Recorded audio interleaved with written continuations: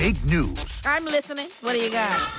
Critics and parents agree. Paw Patrol, the mighty movie, is hilarious, action-packed, and fun for the whole family. How do you like me now? That's what I'm talking about. Paw Patrol, the mighty movie, rated PG, now streaming on Paramount+. Hola, amigos. This is Billy Sheehan. I'm here with my dear friend Brian Colburn on my weekly mixtape. I hope you enjoy the episode, and I'll see you around. Gracias.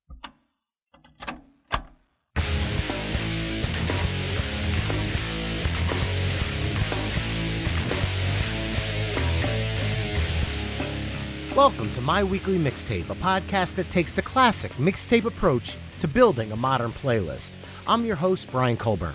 One of the things I'm excited to do each week on My Weekly Mixtape is speak with some of the incredible artists whose songs have graced my mixtapes and playlists throughout my life. Tonight's guest is one that I'm incredibly honored to welcome to the program because he is one of the very reasons I am a bass player today. And I'm talking about the one and only Billy Sheehan, who's joining me tonight on the road, literally, from the Winery Dogs tour bus. Billy, thank you so much for joining me on My Weekly Mixtape tonight. My pleasure. Thanks for having me. So, Billy, in keeping with the show's theme, tonight what I've done is put together a mix of some of my favorite songs of yours that I'm excited to learn more about. So let's get down to business. All righty. And since you're joining us from the Winery Dogs tour bus, seems like a natural place to start. The Winery Dogs, your power trio featuring yourself on bass, Richie Kotzen on guitar and vocals, and Mike Portnoy on drums, are back with a brand new album entitled 3, which is the band's first full-length album since 2015's Hot Streak, and the first new music from the band since 2017's Dog Years EP. The album's single, Mad World, includes a song-closing bass solo that absolutely makes my jaw drop every single time I hear it. And for context, I have been given permission to play a small clip from the song, so before we move forward, let's take a quick listen.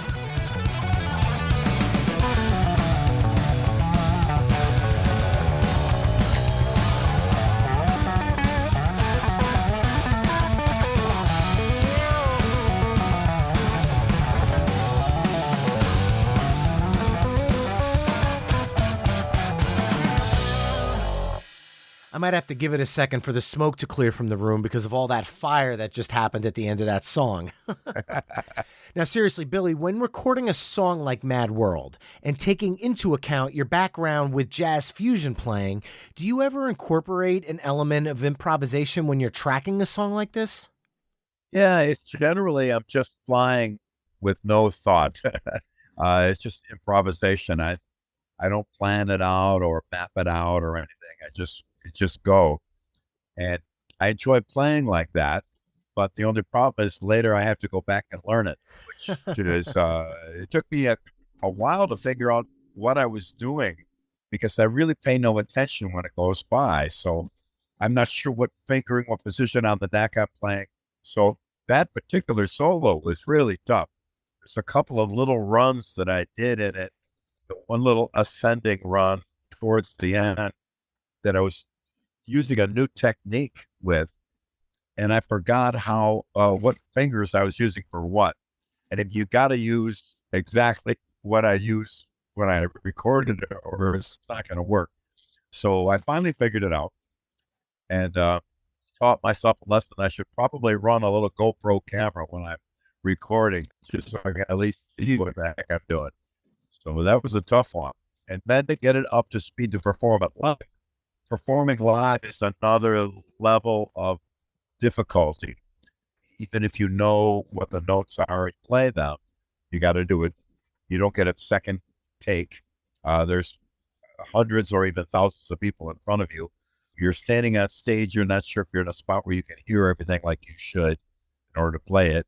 And it can be, there's a lot of other factors that can make it really difficult to play live. So I practiced it a bunch of times and felt confident enough that I could do it live. And I blew it maybe 2 or 3 times so far on this tour. Not so horribly blowing it, but it was irrecognizable. But a couple of times I missed a few of the notes, but I wanted to play it accurately how I did it on the record. So, and I don't always do that a lot because there's a lot of improvisational things. But once something is on a record like that, it's kind of a signature little piece that goes in the song. I want to get it right. So I got it right last night. We played in St. Charles outside of Chicago, a sold-out show at the Arcada Theater. And I hit everything last night, but we'll see. Tonight is another story. Well, I've checked out several online clips from this tour, and as far as I'm concerned, you're hitting the nail on the head each and every time. Now, in between the 2017 Dog Years EP and the new album, you and Mike Portnoy also recorded 2 full-length albums with the band Sons of Apollo, that being 2017's Psychotic Symphony and 2020's, 2020. Do you and Mike have a different approach to crafting the rhythm section with Richie Kotzen in a power trio versus the heavy prog keyboard and guitar sound with Ron Bumblefoot and Derek Sherinian in Sons of Apollo? It's not incredibly different. It's just song by song or band by band. In the Sons of Apollo stuff, it's a little stricter because the arrangements are kind of prog-ish. They've got a lot of parts, some odd time signatures, some more less bluesy sounding lines that are played on guitar short. Okay, we're back. Sorry. I'm in the tour bus, so we're going to maybe drop out here and there. Sorry about that. No problem. But yeah, I'm all about drums.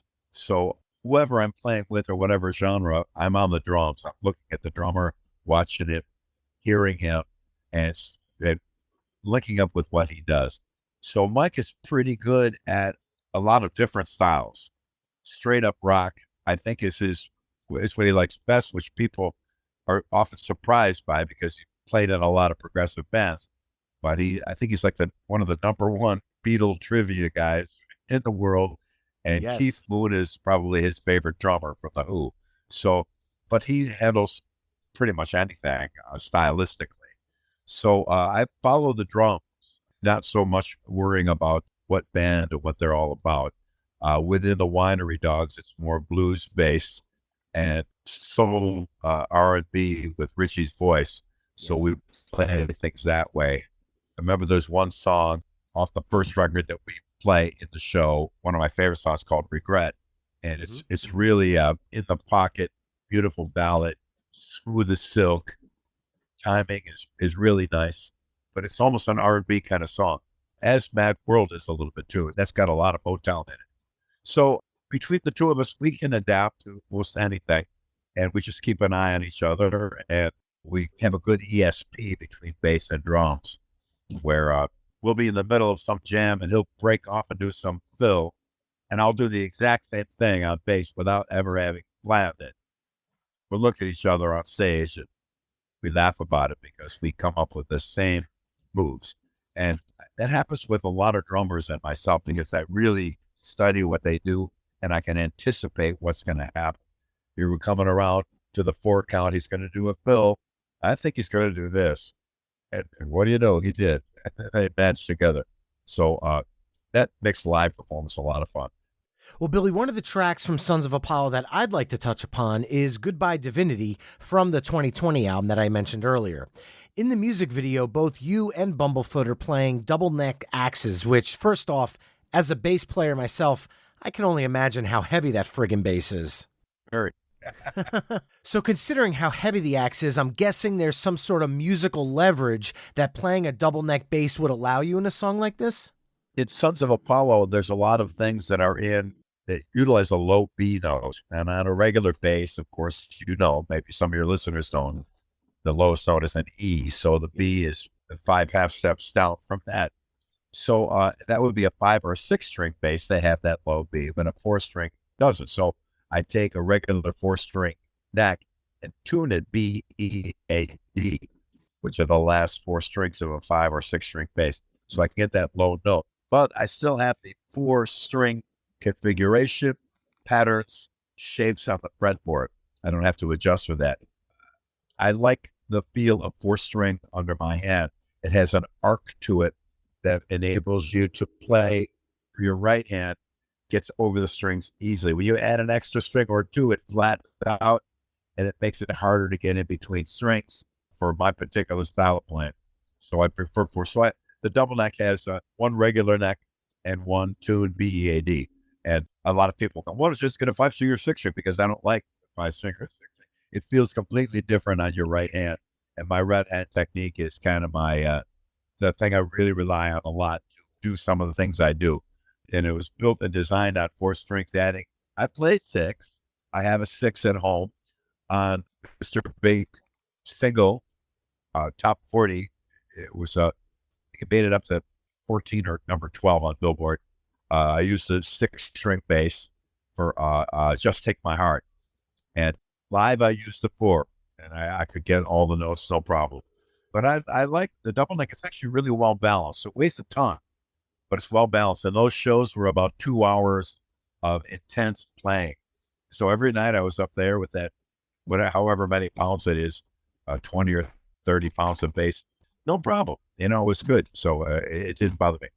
But when people play it, and I often take it, I do master classes in Nashville, and I bring my double neck, I bring my original P bass, the wife. I also bring the pinky blue Yamaha that I used on Eat 'Em and Smile and all this stuff, because a lot of people want to see those basses, and they always pick up the double neck.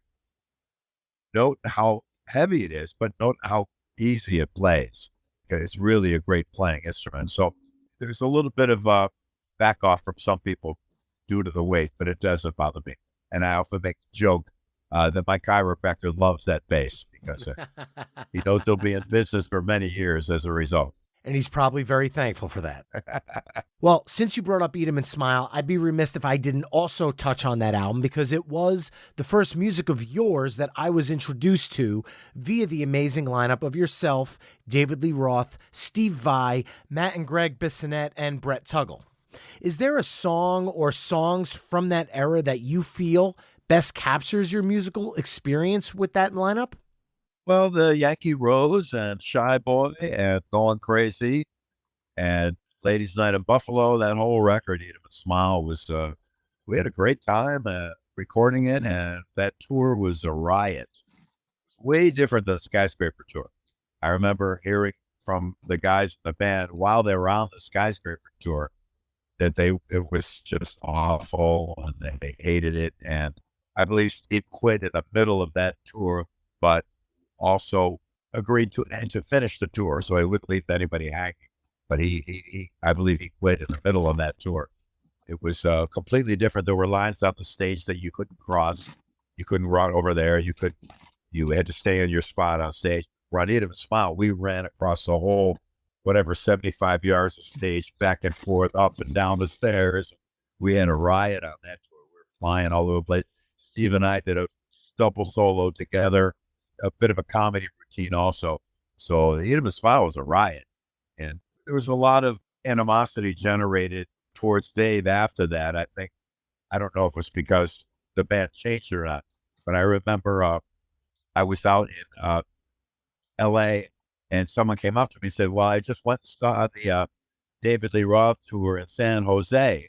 And the part where the surfboard goes across the audience, they said it looked like it was really in the ocean because so many people were spitting at him.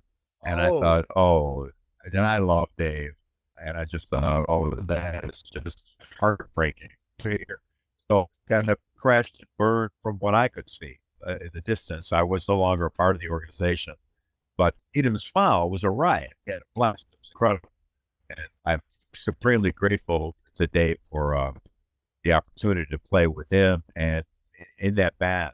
And Steve Vai, Greg Bissonette, Brett Tuggle, we lost recently. But Steve and Greg are still my dearest friends.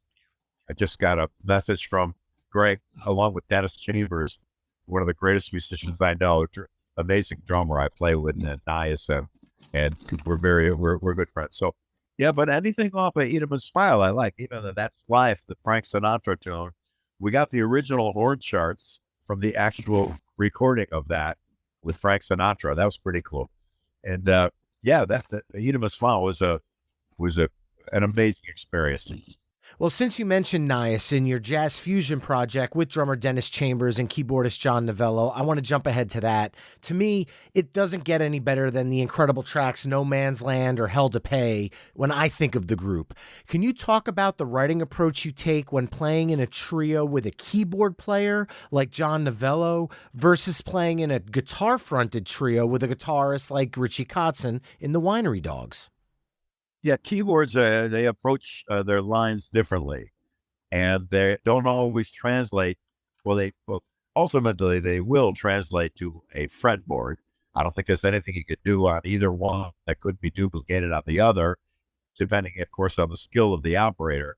But the keyboard lines are different, so I have to approach them different. And sometimes they're tough. And that's why, even when I was younger, I learned a lot of keyboard things. I listened to Oscar Peterson, a lot of classical music, Bach, the Well-Tempered Clavier. I had an album set that was by a record company called Vox, a Vox box. It was a box of 3 records, and it was 7 volumes of 3 records, 21 records, 42 sides of one guy on a harpsichord.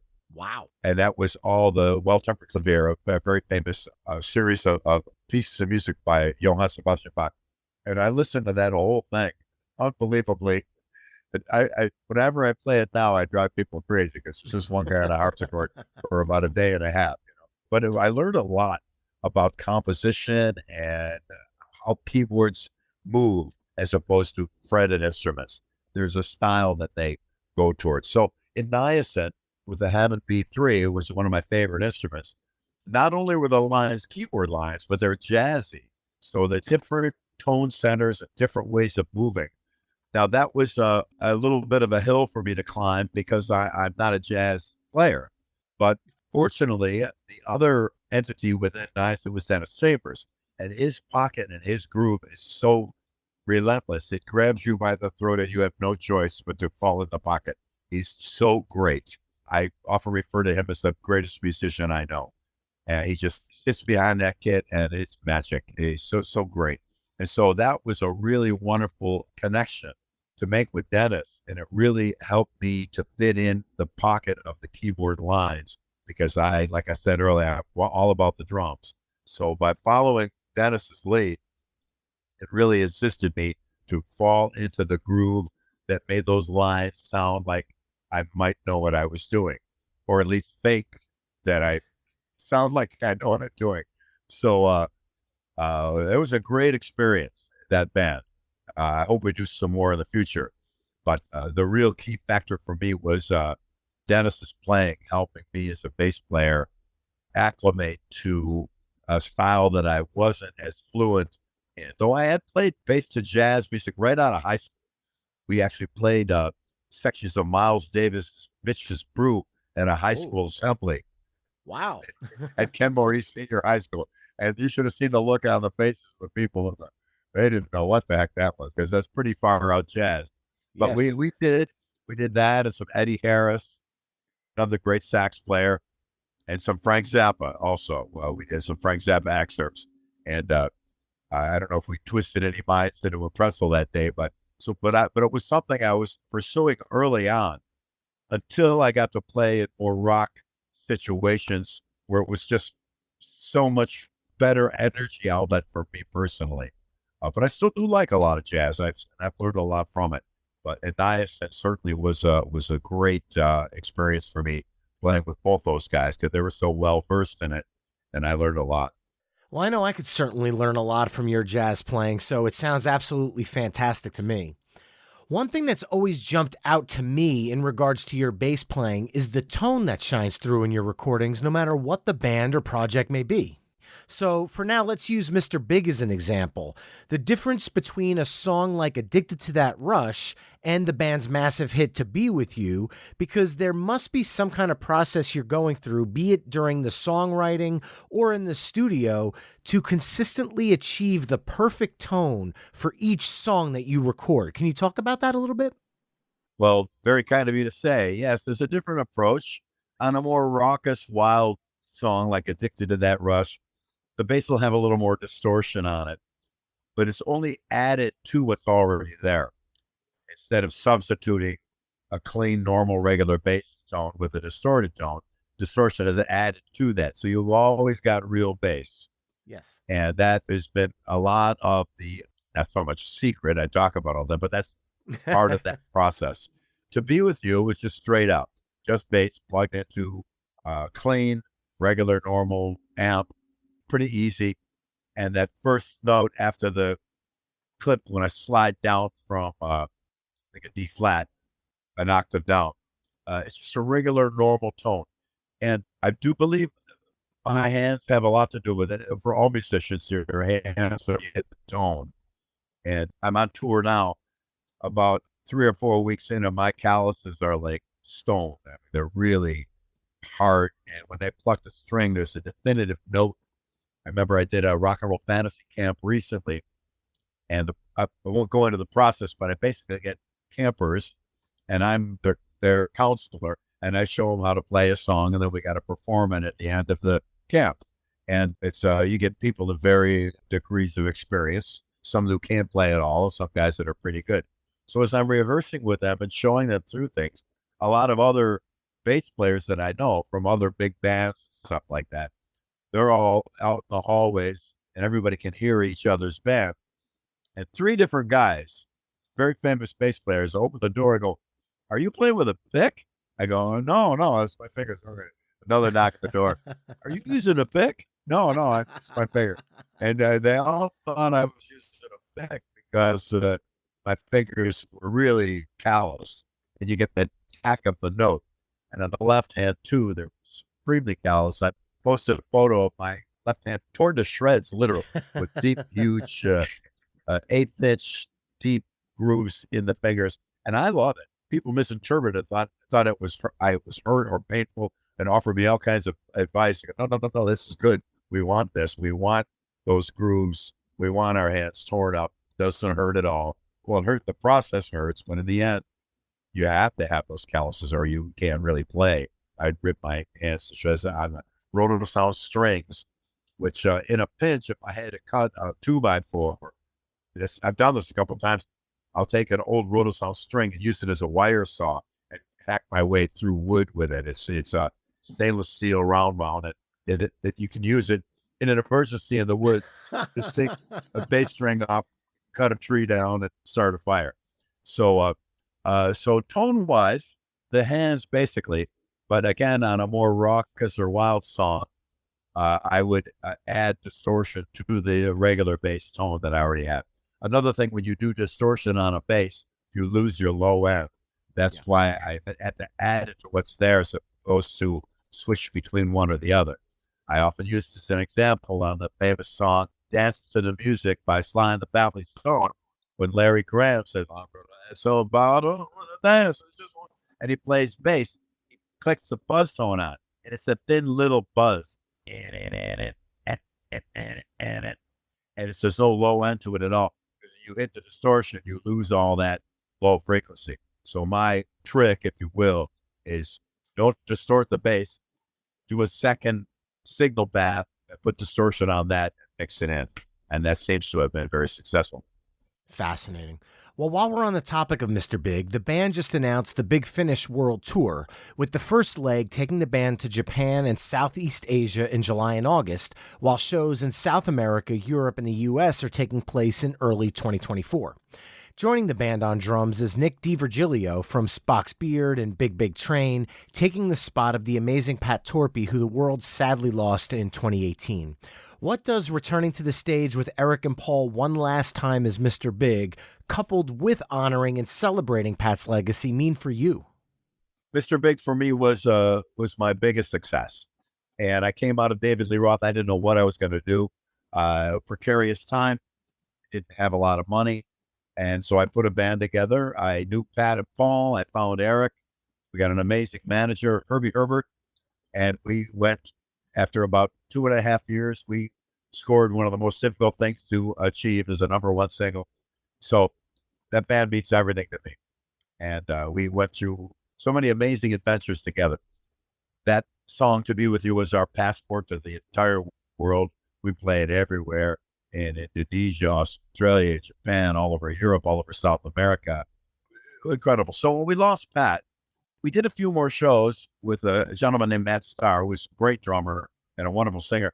But there's little fine points to a drummer that everybody's different. Every different fingerprint, iris, DNA, and it's just hard to replace someone.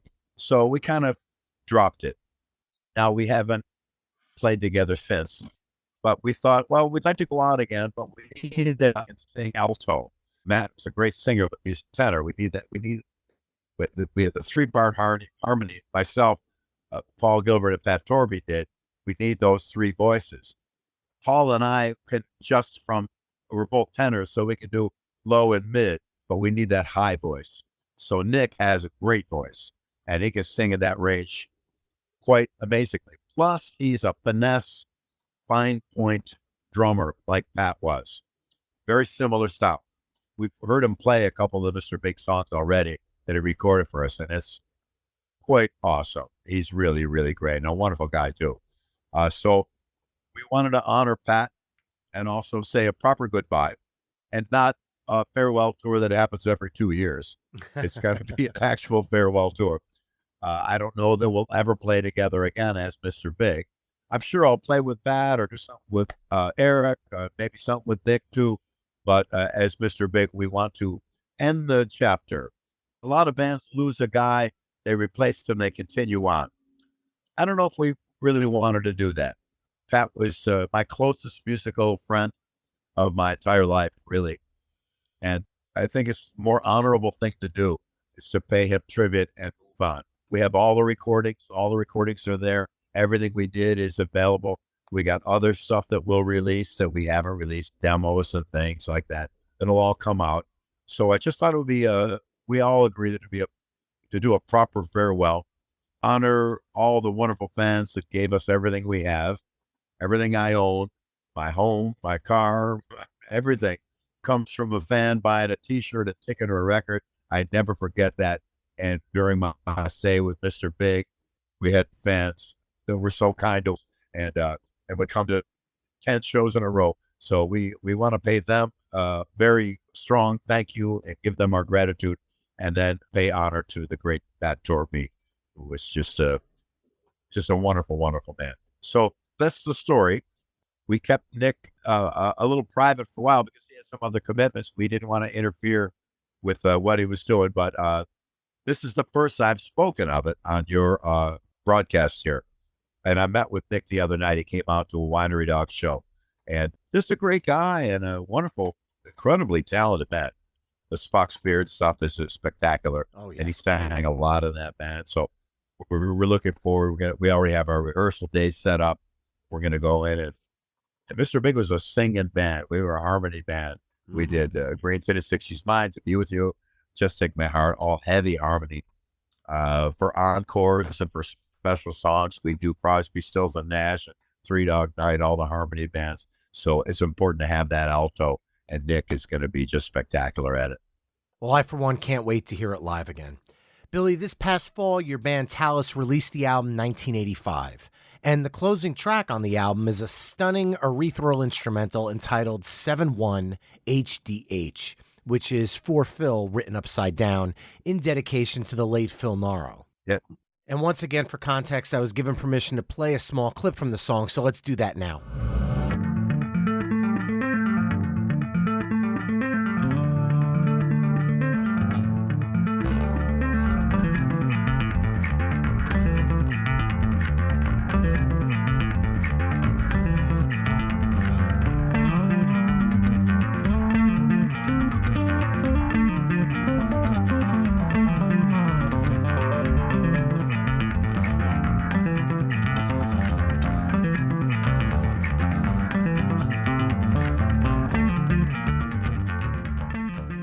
Now, being a bass player myself, I'd love to hear the thought process behind that track and your left-right split of the, for lack of a better term, lead and rhythm bass parts of the song, because it's a truly fascinating listen and a track that really resonates with me.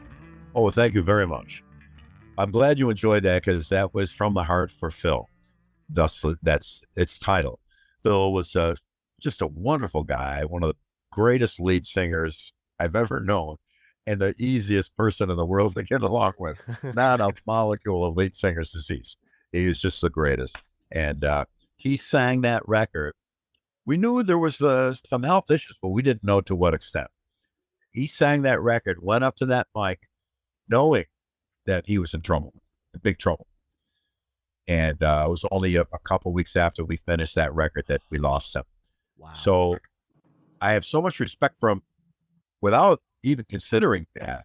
But knowing that he got up to that mic and hit it like he did, knowing that this could be his last hurrah, I'm blown away by that. So I wanted to do something. We were doing the final mixes, and I wanted to just add something on the record to dedicate to him personally, what he meant to me, what he meant to so many people. So we did a little bit of a split. I wanted to lay some kind of a bed down that I could play over instead of straight up just solo bass. It would be a little bit more musical and song-ish. It would have more of a theme to it than just a straight up solo. And I also created with the bass a heartbeat that fades out at the end, symbolizing, of course, losing Phil, a great man. And it was touching to record that. It was just me and my engineer, Scott, in my studio, and it got a little solemn. We really wanted to do something for Phil that we could, just be a message to the world about his greatness. And hopefully that comes through. Well, not only does it come through, it tugs at your heartstrings without any lyrics, which in no way, shape, or form is an easy feat. It's simply an incredibly beautiful composition all the way around. Thank you. Well, Billy, at this point of the interview, I've brought up a lot of the songs that we've talked about tonight, and I would forever regret if I didn't ask you to put your stamp on the mixtape that we're creating from this interview tonight. So, Billy, if you had to choose one song that you've recorded across your entire career from any project you were in that you feel best defines your musical legacy, what song would you pick and why? Well, that's a tough one. But I would almost instantly default to Be With You because it had such an impact. It's a very simple bass part. And there's one part in it that I take directly from Paul McCartney. When he's singing, "Come on, baby, come on over. That would be the one to hold you or show you." I forgot what it said. But it's and it's right from Sgt. Pepper's. Wow. And I did it on purpose because I love Paul McCartney. But it isn't a grandiose, flamboyant, a wild-ass, crazy thing, which I do in some songs. So it would probably be a Mr. Big song or possibly David Lee Roth's version of Shy Boy, which is another one where Steve and I kind of go off.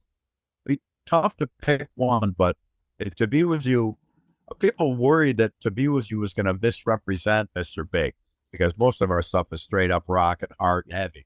And then we come out with this little campfire ballad. They go, "Oh, this is going to be," and they would say, "Oh, you must be really pumped out." I go, "Are you kidding me? I'm the happiest. I've had sweet pop champagne every day about that song. It's the greatest thing ever happened to any of us. We love that song. And I still do. And I love playing it. We look out over 1,000, 10,000 or more people, and the people are crying. You see tears on them when we play that song. So that, as much as I love the flamboyant and technical things and all that, that song was, that means so much to me in so many ways. Otherwise, again, I'm sorry, I'm all over the map here on this answer. I would say, well, Addicted to That Rush was a pretty good launch for Mr. Big. I know our manager, Herbie Herbert, who's one of the founding fathers of the music business. He's the guy that put Journey together. He's the guy that said, "Why don't we sell T-shirts at the show with the band's name on them?" And thus the merch business was born. So he loved that song right out of the box. And we lost him recently too. So in tribute to him, he instantly loved that song. It didn't do well only because it was released, I believe, in a very crowded field. A whole bunch of bands came out at that same time, the first Mr. Big record, that had a guy from a big band and some other guys in it. And so that formula was repeated over several bands. It got a little confusing. So we managed to make it through to Lean Into It record, and then went forward from there. But I might say Addicted to That Rush could be one of them too. But that's a tough question to answer. You got me on that one. Well, Billy Sheehan, being one of my first and biggest bass guitar influences, I can't even begin to say how thankful and honored I am to have you on the show. Thank you for the decades of amazing music you've created, and most importantly, thank you for taking the time tonight to speak with me on my weekly mixtape. Absolutely, my pleasure. Your kindness, I'm very thankful for, and if to know that I've influenced another player in a positive way is what it's all about, and that's my pay. That's my compensation. That's more important to me than anything. So I'm very glad to hear that, and continue playing. And I hope I see you around. That you most certainly will, my friend. Mixtapers, remember, you can find My Weekly Mixtape on Facebook, Twitter, Instagram, and TikTok at My Weekly Mixtape. You can also head to myweeklymixtape.com to hear all of the music we've discussed in tonight's episode via the playlist embedded on the Songs of Billy Sheehan page, as well as to check out the full catalog of My Weekly Mixtape episodes. If you want to support the show, please consider becoming a Patreon mixtaper at patreon.com/My Weekly Mixtape. That's all for this week. Thanks for listening, and until next time, enjoy the tunes.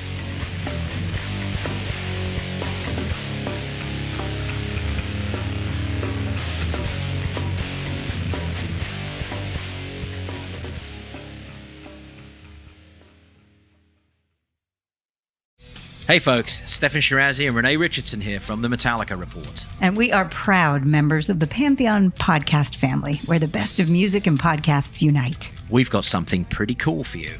We're giving away an exclusive Metallica merch package worth over $250. That's a whole lot of Scary Guys, skulls, M72, and other sought-after Metallica swag. And we've made it easy for you to win. Follow and share the Metallica Report, and you're in the game. Go to pantheonpodcast.com/Metallica, enter your email, and hit that button to be entered to win. And just like that, you're eligible for our monthly exclusive Metallica merch package. And guess what, rockers? You can enter every month, so just do it. And while we love our global brothers and sisters, the lawyers won't let us ship outside the U.S.